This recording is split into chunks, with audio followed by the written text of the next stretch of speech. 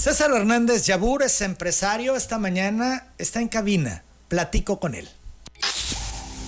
Gabo Libros, Arte y Café presenta La Entrevista con Emanuel Civilla. La Entrevista. César, ¿cómo estás? Qué gusto saludarte. Muy buenos días. Hola, Emanuel. Buenos días a ti y a toda la audiencia. Bienvenido. Hoy hemos invitado a César para conocer su testimonio de vida, que creo que es importante, interesante en esta etapa en la que nos encontramos, porque pues platicábamos hace algunos días de la rachita que de pronto nos trae la vida, ¿no? De una cosa y otra y no te deja, y al final pues no queda más que la actitud de echarle ganas y salir adelante. Yo creo que vale la pena conocer el testimonio de César a fin de darnos cuenta que por más complejo que sea todo el escenario, se puede salir adelante cuando uno tiene la voluntad de hacerlo. César, yo quisiera que empezáramos hablando pues desde el inicio de esta rachita, para decirlo de esta manera, que arranca en pandemia. Así es, pues como a todos, pandemia nos afectó. Pues como bien dices, soy empresario, nos cierran el negocio. Vale la pena decir que es el Baratillo. Almacenes El Baratillo, conocido por todos, o por la inmensa mayoría. Nos cierran el negocio de marzo a agosto del 2020, y obviamente eso nos genera una serie de problemas, ¿no? Económicos, y los enfrentamos. Afortunadamente salimos adelante, trabajando, voluntad, y de ahí se desencadena una serie de situaciones, ¿no? En finales de 2021 empiezo a perder peso, y había yo empezado una dieta, y yo dije, di con la dieta ideal, estoy bajando, por fin. Estaba yo muy contento, sin ningún dolor, sin ningún síntoma, sin ninguna nada. Y de repente, a principios del 2022, me empieza un dolor como una gastritis, y como cualquiera me tomo mi medicamento y sigo mi vida, porque estás enfocado a trabajar y nunca te detienes a darte un tiempo para revisarte, claro. Aunque no sientas, aunque no tengas nada.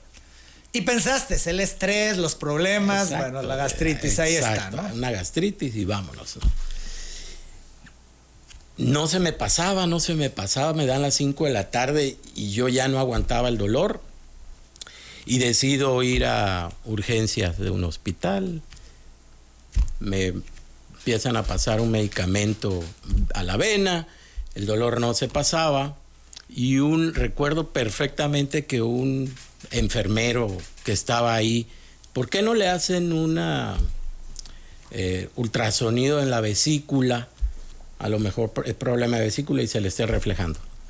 Me llevan, y donde me ponen nada más el monitor, aparece un tumor en el hígado.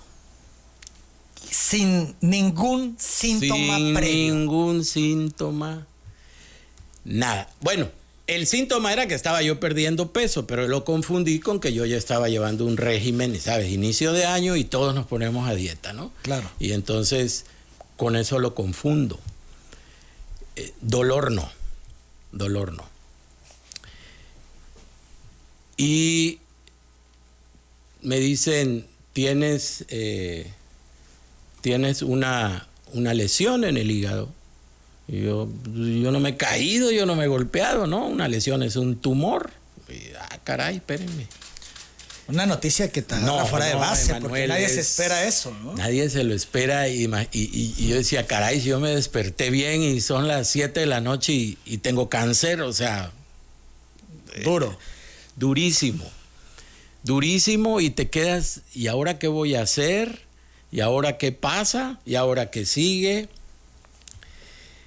Bueno, siguen los estudios ya más a conciencia. Y pues no tenía yo un tumor, tenía yo 7 tumores. Caray. Tenía yo 4 en el hígado, 1 en el páncreas y 2 en los pulmones. Uf. O sea, cundidito. Y bueno, pues me quedo impactado, ¿qué voy a hacer? Pues lo comparto con mis seres queridos, mis amigos, mi familia, mis hijos. Y tomo la decisión, bueno, ya están ahí, a enfrentarlo. Me empiezo a consultar médicos para tomar la mejor decisión, porque en ese momento el reporte que tenía yo era que tenía un cáncer de hígado, porque el tumor del hígado medía 10 centímetros y el tumor del páncreas medía 6 centímetros, eran muy grandes. Entonces empiezo a buscar especialistas en cáncer de hígado y me hacen ya estudios más concienzudos y resulta que el cáncer era de páncreas con metástasis al hígado. Y entonces ese es otro golpe, porque el cáncer de páncreas es el peor más de todos. agresivo, el Puede ser peor de todos. Del que ahí no hay tregua. No hay tregua, del que te puedes ir en 3 meses. Así es. Y entonces me vi en un precipicio, Emanuel. Claro. Me quedé, ¿y qué he hecho? ¿Y qué voy a hacer? Sí, o cómo llegué a este punto ¿sí? sin darme cuenta, ¿no? Tú dices, me levanté un día normal. Exacto. Tú perdiendo peso porque estabas a dieta. Sí, yo estaba feliz. Y a las 7 de la noche tienes cáncer. Y días después, de páncreas. Así es, de páncreas. Y yo me quedé, wow, espérame, yo quería estar delgado, pero no tanto. Entonces, pues los médicos empiezan a hacer estudios, a buscar la naturaleza del páncreas y ver cómo se podía atacar. Y a la par que los médicos empiezan a ver esos estudios, yo me tiro un clavado adentro, a ver qué había hecho en mi vida. Tenía yo 53 años y dije, pues a mí se me ha ido en trabajar, la verdad. Como le pasa a muchos, o nos pasa a muchos. No he vivido, he trabajado. Vengo de una familia adorable, Respetada y querida en Tabasco. Trabajadora, tanto por parte de padre como por parte de madre, comerciantes. Hace muchos años, los que recuerden, el Baratillo estaba en la calle 27 de febrero, 203, junto a don Nicanor Ocaña. Y enfrente estaba la Casa Yabur. El Baratillo de mi abuelo paterno, la Casa Yabur de mi abuelo materno. Y yo nací ahí. Y yo crecí dentro del Baratillo. Recuerdo en una ocasión, tu hermano Chuy le hizo una entrevista a mi padre y recordábamos las anécdotas cuando llegaban los lacandones a cambiar flechas por manta para hacerse sus vestimentas. Y yo tendría 4 años, 5 años. Todo el tiempo estábamos dentro de la tienda. Y mi papá les doy a este chamaco, llévenselo, ¿no? Y me vacilaba así, ya llegaban los lacandones y yo me escondía en la bodega. Entonces yo crecí en la tienda y me aburría de estar en la tienda de mi papá y me cruzaba la calle que era, creo que 4 o 5 metros de ancho, y me metía a la tienda de mi abuelo a seguir jugando. Y así crecí dentro de un negocio y ponte a vender y ofrece retazos y grita en la calle y así. Y entonces te enseñaron a trabajar, de a como era antes, que se ha perdido antes. Desafortunadamente. Así es. Las nuevas generaciones, No, ya con todo respeto, luego no les gusta a la gente No. lo que digo, pero no saben trabajar, o los papás somos unos facilitadores que les damos todo, que hasta daño le hacemos, ¿no? Es una Así realidad. es, Pero bueno, en tu totalmente. caso te En mi enseñaron a caso. trabajar. Así es, y me familia quedo- de comerciantes, y de pronto cáncer de páncreas. Reviso mi vida y me doy cuenta, me la he pasado Trabajando. ¿Y ese fue nada qué? más. ¿Otro choque, César? Pues no tanto como otro choque, porque no me arrepiento. Afortunadamente, pues también por todo el trabajo mío y de mi familia, también pude enfrentar lo que venía, ¿no? La enfermedad, que no fue nada barata. Nada barata. Y no me pesó, pero sí resentí mucho tiempo de no compartir precisamente con mi familia, porque se podían ir de viaje, pero pues ¿quién se queda en la tienda? Entonces tú no vas y váyanse ustedes, o un cumpleaños y ¿quién se queda en la tienda? Y celebren ustedes y así. Eso sí te dolió, y eso sí, porque te viste de pronto con la claridad de que te podrías ir muy rápido. Así Las es. 8 de la mañana, 44 minutos. ¿Y qué fue lo que pasó después? ¿Qué hiciste? Vamos a la pausa. Seguimos platicando este testimonio de vida de César Hernández Yabur. Me la he pasado trabajando. Es en lo que llega a concluir César Hernández Yabur al confrontar la muerte. Porque Así eso es. fue prácticamente, César. ¿Y qué Así pasó es. después? Bueno, pues llegué a la conclusión que pues el dolor es inevitable, pero el sufrir lo decido yo. Y dije, yo no me voy a pasar sufriendo, lamentándome, porque a mí me tocó, si yo he sido bueno, si yo no he hecho nada. ¿Reaccionaste así, no con enojo? No. Porque hay mucha gente que reacciona cuando le pasa esto, primero con una gran tristeza y luego con enojo, o viceversa, un gran enojo y luego una gran tristeza. No sé, quizá mi carácter. Mi abuela, con la que conviví mucho, era, a pesar de ser una mujer no preparada, era una mujer muy sabia, y la vi siempre en sus batallas tomar el toro por los cuernos, y la tuve muy presente. Llegaba el momento en que César Sí. Hernández Yabur debía tomar el toro por los cuernos. Exactamente. Aunque me revolcara, yo lo tenía que tomar por los cuernos. Y entonces llegué a esa conclusión de que yo no lo iba a sufrir, que el dolor no lo iba a poder evitar, ¿verdad? Me iba a llegar, pero yo no lo iba a sufrir. Yo no me iba a estar quejando, ni me iba a estar lamentando, porque a mí sí, no. Entonces, lo que venga. Voy a la guerra con las mejores armas. ¿Cuál fue el pronóstico que te dieron los médicos? ¿Qué se podía hacer? ¿Y cuánto tiempo te quedaba en caso de que lo que hicieran fuera exitoso? Mira, consulté varios médicos antes de decidir con quién iba yo a llevar mi proceso.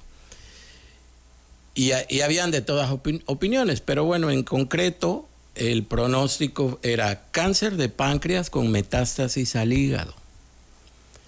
Mi cáncer, el tumor de páncreas tenía 6 centímetros por 4 de ancho, y el tumor más grande del hígado tenía 10 centímetros por 6, era muy grande.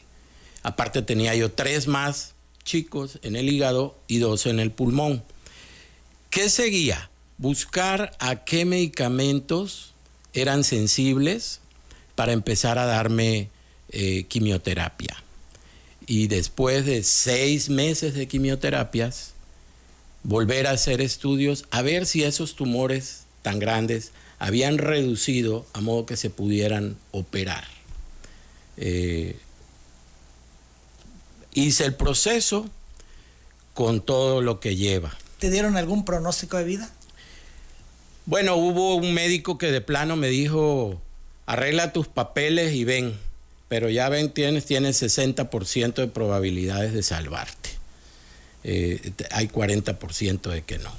¿Por qué? Porque afortunadamente, aunque los tumores estaban muy grandes, estaban en una etapa 2, casi para pasar a una etapa 3. Pese al tamaño. Pese al tamaño, estaban en una etapa 2. ¿Hubo alguno que te dijera, te queda tanto tiempo de vida? No hubo uno que me dijera, te queda tanto, pero no tenían así... O sea, en cualquier momento podían cambiar las cosas.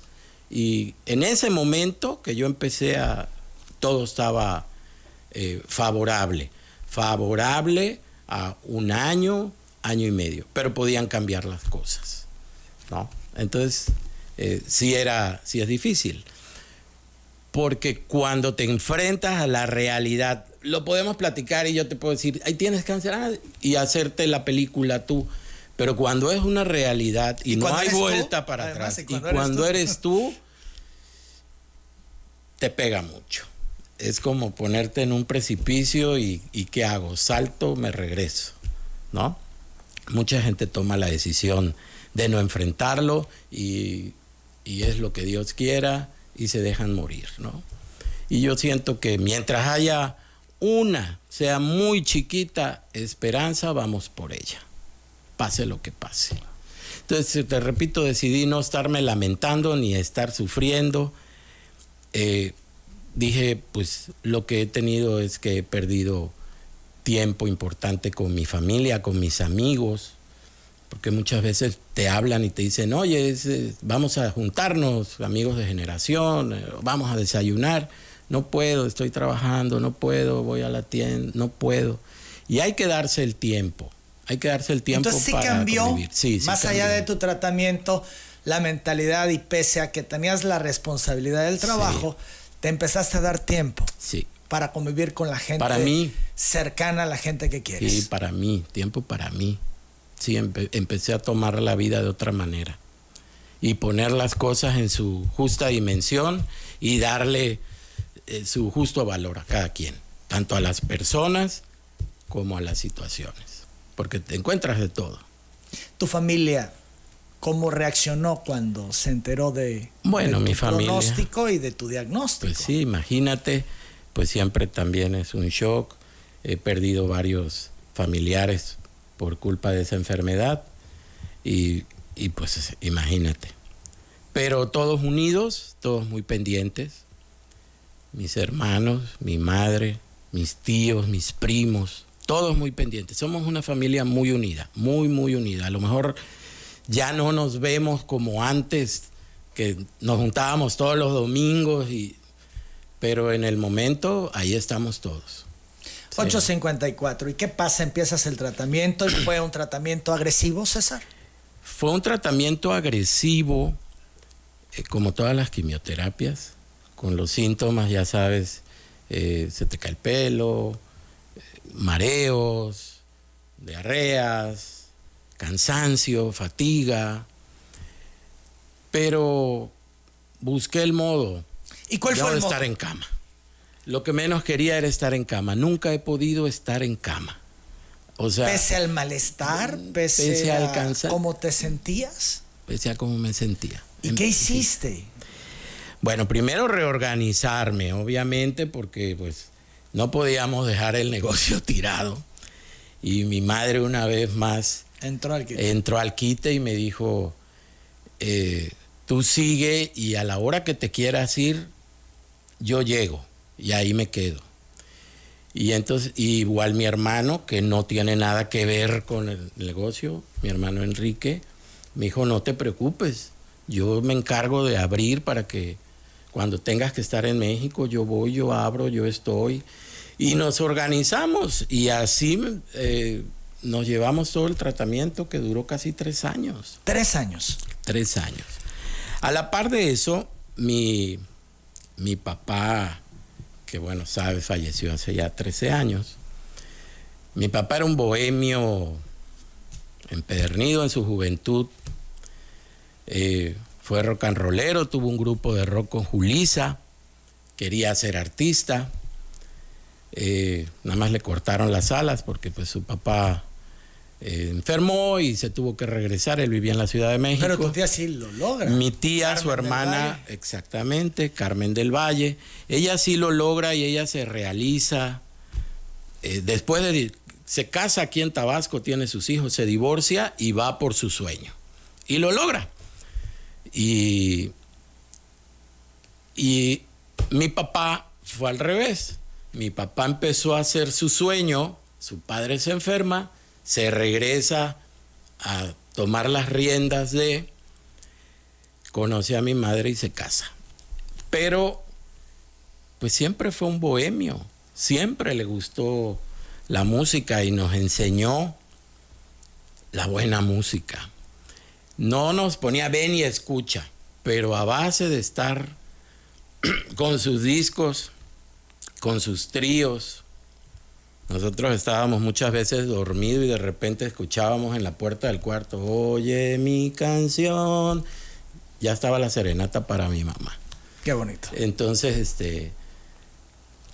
crecí así, ¿no? Y en el fondo me gustaba, pero nunca lo desarrollé, nunca lo expresé. Te cuento una anécdota, me traumó el micrófono. Cuando estaba yo chico, en la primaria, en el Colegio Tabasco, en una ocasión repruebo matemáticas y estaban de moda en ese entonces los patines y me castigan y me dicen, si no elevas tus calificaciones, no hay patines. Y a darle, ¿no? Y logro ser el número 1 en ese mes. Y entonces cuando tú llegabas a la excelencia, salías en el homenaje. Y me escogen como maestro de ceremonia para un 12 de octubre del descubrimiento de América. Y cuando me tocan el homenaje salir a ese patio, que en ese entonces lo veías enorme y lleno de todos formados, ya sabes, la marcha de Zacatecas y todo ahí formado. Y cuando yo salgo y veo a todos y me dan el micrófono, me congelo y no me sale ni una palabra. Fue un trauma. No pude hablar, de verdad no pude hablar. Me regresé llorando y la señora Yoli, que era la maestra del grupo, hizo la función de maestro de ceremonia. Entonces te imponía el micrófono. Me impuso el micrófono. Entonces fue algo que dejé, me gustaba, pero no me atreví. Y cuando me pasa esto, pues ya estaban las modas como el karaoke, pero eso lo haces en tu casa con tus amigos o con tu familia, ¿no? Y entonces cantaba yo.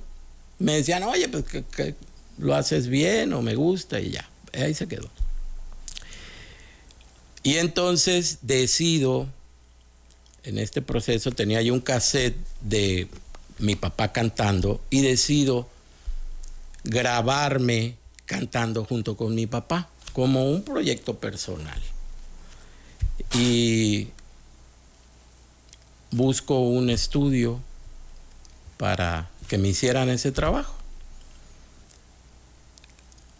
Entonces ahí me empiezo a descubrir que cantar me ayudaba, era una catarsis maravillosa. Era una terapia. Era una terapia. 8:59, ya a las 9 en punto. Vamos a la pausa, regresamos, seguimos platicando con César Hernández Jaguar. Enfrentando el tratamiento fuerte contra el cáncer, dice César, yo no me voy a quedar en la cama.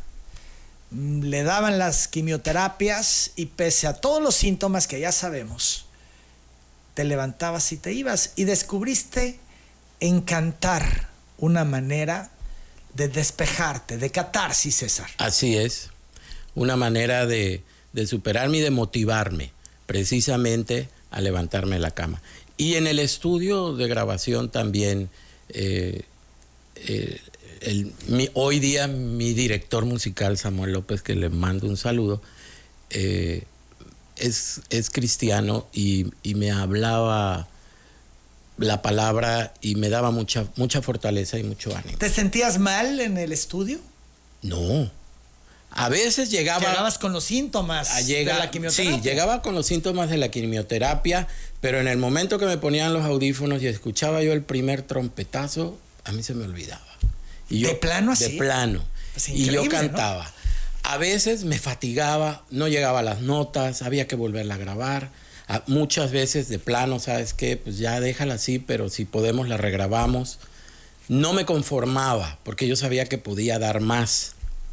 Y regresaba el otro día y la sacaba. O sea, me lo ponía como reto. Entonces, cada vez que había quimioterapia, inmediatamente tú programabas estudio de grabación. Sí. Yo antes de la quimioterapia iba, cantaba, me iba a la quimioterapia, regresaba 4, 5, 10 días después a ver cómo había quedado, a verla masterizada, a ver, porque ya quería yo escuchar terminada esa canción. Tenías un propósito de vida, tenías una ilusión, te inyectaba ánimo y estabas haciendo algo que querías hacer. Exacto. Y que no me había yo aventado. Es que es interesante porque estamos hablando del peor escenario. Cáncer de páncreas. Vaya. Sí. ¿No? Dicen muerte segura. Así lo dicen, crudamente lo dicen. Y quimioterapias muy fuertes. Muy fuertes. Y tú no te quedaste en tu cama, sino te ibas a algo en donde podías sacar todo y se te olvidaba que estabas enfermo y que traías la quimioterapia. Muchas veces. Impresionante. Te lo juro que decía, ay, caray, si yo tengo cáncer. Se me olvidaba por completo. Y así lo llevé y fueron 22 quimioterapias. Las primeras 6 fueron fuertes, pero las siguientes fueron más fuertes, porque las primeras 6, al final de cuentas, no estaban funcionando. Los tumores estaban presentando resistencia y el otro no había disminuido y el otro estaba generándose como para defenderse, ¿no? El del hígado. Y me cambiaron a unas quimioterapias nucleares y eran más fuertes. Ahí me tenía yo que internar un día en el hospital y tenía que estar solo porque no puede haber nadie contigo por la radiación, etcétera. Y los síntomas eran peores. Y aún así, de verdad, yo regresaba y lo más que podía estar en mi casa eran 5 días y ya hablaba yo, oye, hay chance para ir. Y la verdad en el estudio siempre me apoyaron y aunque no hubiera chance me decían, sí, vente, hay otra persona grabando o hay un grupo grabando, pero tú vente.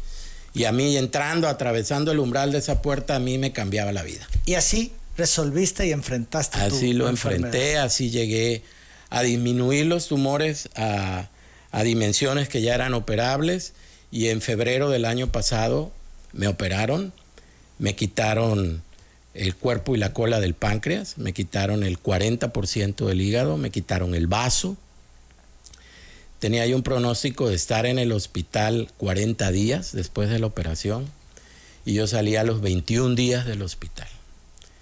Llegué a Villahermosa y de ahí pues a enfrentar otra serie de situaciones que la vida te va poniendo, ¿no? Pero resolviste el problema del cáncer. Resolví el problema del cáncer en un 99%, porque ya que estaba en la plancha y que me abrieron, me encontraron un tumor muy chico de 1 milímetro en el intestino grueso, en la boca del intestino grueso, y el doctor decide en ese momento no extirparlo, porque ya tenía yo 12 horas anestesiado, había perdido un poco más de medio litro de sangre y la zona en la que está, una zona de muchas arterias, podía generar una hemorragia. Entonces tomaron la decisión de encapsularlo y después de 1 año empezar a darme otra vez el tratamiento. Pero para prácticamente eliminarlo. lo que te tenía al borde de la muerte, sí, ya el no pronóstico, está, no, ya no existe. Resuelto. Pero habrás pensado, pues ya la hice, ¿no? Y a reajustar tu vida para aprovechar ahora sí el tiempo. Claro. Debes de aprovechar el tiempo. Totalmente, porque no puedo, o sea, la vida me puso en ese escenario para que yo me diera cuenta que no estaba viviendo, ¿sí? Entonces, no puedo volver atrás. No puedo volver atrás, no puedo volver a hacer lo mismo. Eso cambió. Totalmente. Pero decíamos de las rachitas que a veces no nos dejan. No. Y después de eso, o en el inter, o durante, ¿qué otras cosas pasaron, César? Bueno, cuando yo regreso de la operación, al mes prácticamente la madre de mis hijos fallece de una hemorragia cerebral. Que fue un golpe para todos. Un golpe pues para todos, muy fuerte, sobre todo para mis hijos. Y aunque estaba yo convaleciente, obviamente tenía yo que estar con ellos. Claro. Y ayudarlos a superar eso. Después, varias veces lo comenté contigo, estábamos en la crisis por la construcción del malecón que nos estaba afectando muchísimo. No nada más a mí, a todo el centro. Ya no recordemos al señor Meyer, por favor. Así es. Y bueno, esa fue otra situación que nos tocó enfrentar. Porque estaban quebrando todos los negocios. Todos. El centro bajó en un 70% sus ventas. Y se demoraron, le metieron todo el dinero del mundo. Así es. Con errores y problemas que todavía presenta esa obra. Y costó 3,100 y tantos millones de pesos entre los dos malecones. Exactamente, y sigue siendo un problema accesar y salir del centro y estacionarte en el centro. No resolvieron vialidades, no resolvieron estacionamiento, bueno. Dejaron, o sea, que son cosas que van agregándose a todo el escenario. Así es, porque uno como empresario te toca resolver y parece que las decisiones gubernamentales muchas veces es ponerte trabas. Sí, en vez de ayudar y solucionar, el gobierno te ponen todos los obstáculos para que sea más difícil. Pero creo que mucho de eso se basa en que el gobierno se le olvida muchas veces la consulta con las cámaras, se le olvida que son órganos de consulta y toman su decisión sin consultar y entonces vienen los problemas y ahora hay que resolver. Pero bueno, esa es otra historia. Bien, entonces pasa esto que los mete a ustedes incluso, porque alguna vez lo platicamos. Voy a cerrar, voy a bajar la cortina. Sí. Yo decía, lo llegamos ¿cómo, a pensar? César, si tienen décadas. 91 años. Décadas, es emblemático el negocio que tienen. No pueden cerrar, recordás que te decía, no pueden cerrar. Sí, Emanuel, pero ya no podían, entendiendo el tema, ¿no? Imagínate, venía yo del proceso de mi tratamiento, que no es nada barato, y con pérdidas en el negocio por situaciones externas al negocio. Claro. Pues sí, claro que lo llegamos a platicar. Afortunadamente se transitó también esa parte. Sí. Pero hubo otro evento. Bueno, ese es otro que fue ahora en noviembre, durante el ataque ese en Divar. Pues mi hijo estaba ahí, como joven que es. Y estaba ahí y le tocó. ¿Qué le tocó, César? Le tocó un balazo en el brazo que afortunadamente no lastimó ningún nervio, ninguna arteria y que se pudo recuperar en 15 días, que está todavía en un proceso de terapia para un movimiento de dedos nada más, pero con un trauma terrible, que le deja un trauma muy, muy fuerte a él y a todos, ¿no? Porque fue terrible, fue una noche. Cuando te dicen lo balearon en Divar y empiezas a ver redes y todo el escándalo de muertos y más que... De muertos. ¿Cómo reaccionaste? Pues mira, cuando me hablan por teléfono, que me llaman del teléfono de mi hijo y vi que era él, y te hablan a las 4 de la mañana, lo primero que pensé fue se chocó. Claro. Pero era un amigo de él y me dice, tío, pasó esto, lo hirieron a Emi, lo estoy llevando al hospital, muévete. En el momento, te lo juro, me fui en un hoyo negro, me mareé, no supe cómo reaccionar. Es que es de impacto lo que totalmente. No supe cómo reaccionar en el momento, pero pues de nuevo, a tomar al toro por los cuernos, a llegar al hospital y a encontrar a mi hijo en una cama lleno de sangre y a ver que se hiciera lo que se tuviera que hacer, ¿no? Y enfrentar eso, apoyarlo a él, que también estaba espantadísimo. César, han pasado muchas cosas que han lastimado, herido. ¿Has llegado un momento a pensar, ya, no quiero más, no vale la pena? No, nunca, Emanuel. Nunca lo he pensado. Y vaya que el escenario, y por eso decía yo al principio, te hemos invitado a compartirlo con el auditorio, y yo celebro que hayas tenido la disposición de decir, sí, va. porque no te han pasado cosas menores. Hemos escuchado prácticamente todo y han sido unos últimos años muy difíciles. Muy, muy difíciles, pero pues Dios no le manda esas guerras a quien no las puede enfrentar, definitivamente. Entonces, yo creo que la actitud es lo primero, es lo que hay que tener para... Todos los problemas tienen una solución, todos. A lo mejor sea muy difícil, pero llegas a ella. Y la actitud es lo único que no se vale derrotarse.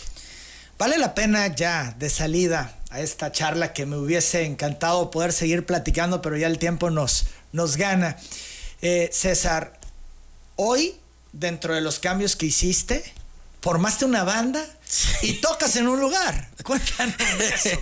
Sí, bueno, en realidad, te digo, el director musical, Samo López, tiene la banda Grupo Condo, con unos músicos espectaculares también, mi segunda familia, y me invitaron en ese afán, Samo, de aviéntate, tú puedes, sal, y de darme, me invita un día a cantar, ¿no?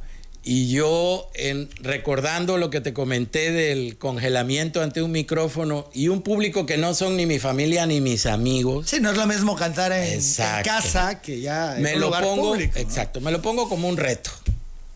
Y me enamoro. Y me encantó. ¿Te encantó? Me encantó. Y entonces... Al final eres artista. Pues sí. Como mismo, tu padre y como tu tía. Lo traigo. Y empiezo y pues con mi tía, oye tía, dame tal tips. Quiero, cómo interpreto, cómo llego a la nota, cómo esto. Con nuestra querida amiga Claudia Cecilia también la molesto mucho, y porque no tomo clases ni nada, claro. Yo lo hago de manera nata. De hecho, esto del grupo es hobby, no es un tema de que vivas de eso, sino bueno, es un tema... ya lo empiezo a ver así, ya me meto en el papel. Sí, ya, porque también está pelado con la bolsa. Y estoy cantando a tirar un gol en un restaurante. Está el Grupo Condo los sábados en un restaurante que está aquí en 27 de febrero, Mar MX, de comida de mariscos, en las noches. Y con un show bastante bonito. Que ahora, bohemia. Cerrando a las 11, se modifica, entiendo, sí, ¿no? Sí, se está ajustando, pero es un restaurante, comida empieza desde las 12 del día. Y pues sí, se tiene que ajustar, que la verdad la medida pues afecta mucho. Lo veo como empresario y lo veo como empleado, definitivamente. No, creo que no era por ahí, pero bueno. Bien, entonces, bueno, esto interesante, sí, César. Estamos ahí. Estás ahora en esto. ¿Con qué mensaje nos dejas? Decías hace un momento, y yo esto lo puedo retomar ya como parte del mensaje, a todas aquellas personas a las que les están pasando cosas terribles, de enfermedad, de familia, de pérdida de seres queridos, de quiebra de negocios. Es que en tu caso has abarcado todo. Todo. A algunos les pasa una cosa u otra, pero en tu caso ha sido todo. Por eso me parecía tan valioso. La actitud, sin duda. Sí. ¿Qué más? ¿Qué le dices a todos esos paisanos tuyos que te están escuchando esta mañana en telereportaje, que están tal vez pasando una situación tan difícil como las que tú has atravesado y que no saben por dónde y no le ven por dónde? Bueno, primero que nada, que platiquen con su yo y que platiquen con su ser de luz, con quien ellos crean. Que tengan una actitud, que tomen el toro por los cuernos y que enfrenten el problema que sea, que lo tomen como viene. Siempre vale la pena luchar. Siempre vale la pena luchar. Como te dije, mi conclusión fue: el dolor va a ser inevitable, pero el sufrimiento uno lo elige. Y que no elijan sufrir, que elijan echar para adelante con las consecuencias que traiga, pero para adelante siempre. Siempre hay una luz, siempre se sale, siempre se puede. Siempre se puede. Las 9:19, Ana Francisca Aquino Cerino te saluda, César. Gracias. Te manda bendiciones y desea que estés ya al 100. Alberto Ramón Acosta y familia de la calle Cuauhtémoc de la Colonia Centro también te envía un saludo solidario por la situación que has vivido y bueno, cómo has podido salir adelante. Gracias. También habló Juan Gustavo León Angles, dice, Juan. Gran familia tabasqueña, la Hernández Yabur, y te saluda, César, y además te felicita por tu cumpleaños, que fue ayer. Ayer, exactamente. Muchas felicidades. ¿Cuántos años? 57. 57, bien. Balín Mena también habló para Muchas enviarte gracias, muchos Balín. saludos y felicitarte. Carlos Manuel Merino también te saluda y Un te gran felicita. saludo, Y yo te querido agradezco Balín. infinito, César, el que hayas venido esta mañana a compartirnos esta historia. Tal vez la gente en algún momento pudo haberse despistado y decir, bueno, ¿por qué? ¿De qué están hablando? ¿Qué están hablando? ¿A qué vino? Pues yo creo que esto nos debe de motivar y nos debería de permitir darnos cuenta que por más adverso que sea el momento que estemos viviendo, hay siempre una luz al final del túnel y por el otro lado, la diferencia la hace la actitud. Totalmente, la diferencia la hace uno, la actitud. Mauricio Campo dice, excelente entrevista, un testimonio de vida y de lucha por la vida. También Carla Mellado dice, gran testimonio. Amelia Saludo, Jiménez Carla. Cruz dice, excelente entrevista por una lucha de vida, un testimonio de vida, un milagro de vida, que Dios lo siga cuidando y bendiciendo y siempre. Es un milagro porque tenías cáncer de páncreas y ya no tienes cáncer de páncreas. No, ya no. Y el pronóstico era que te ibas a morir y aquí estás Me con podía mucha morir. energía y ánimo, Así estaba. César. Así está. Fue un milagro. Totalmente. También Loida Gallegos dice, excelente ejemplo. Adelante, César.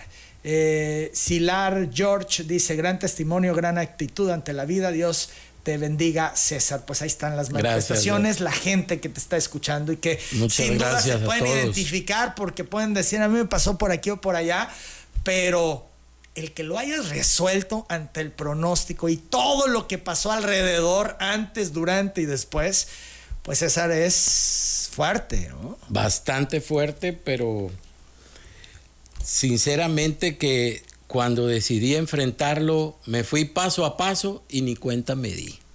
Ahorita volteo para atrás y dije, ah, caray, lo superé todo y pasé por esto y pasé por esto. No me di cuenta, lo disfruté. Mira, Lo disfruté. qué testimonio tan importante el que nos compartes hoy. Te agradezco de nuevo, César. Muchísimas gracias, Emanuel. Es César Un saludo. Hernández Yabur, empresario, dueño del Baratillo, y esta mañana ha abierto su corazón y nos ha compartido su vida.